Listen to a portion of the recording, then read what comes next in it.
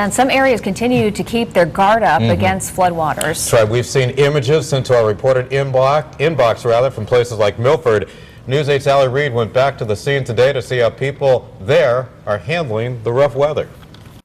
Take one look around here, like this house here, this house over here, the one next to it, and the one behind that one. It is very clear that this Melba Street community is still very much recovering from the damage left behind by Irene.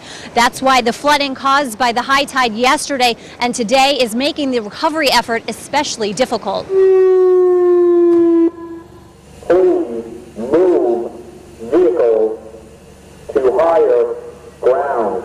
The flooding alarm has become an all too familiar sound for residents who live along the shore in Milford, and today was no exception.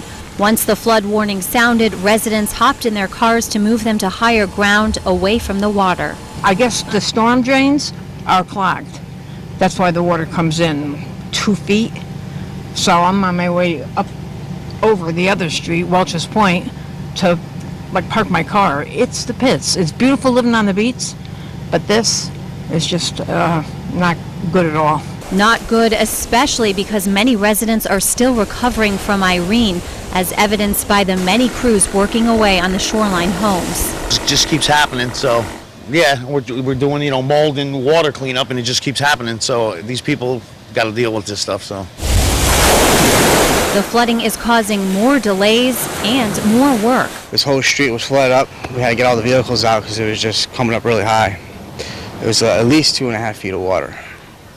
Yeah, it was crazy. Yesterday, lunchtime, we had to pack up because we couldn't get back to the house. Because there was so much water? So we couldn't even, you would have need waiters to get back to the house, so we just packed up and went home. Came back today. Allie Reed, News 8.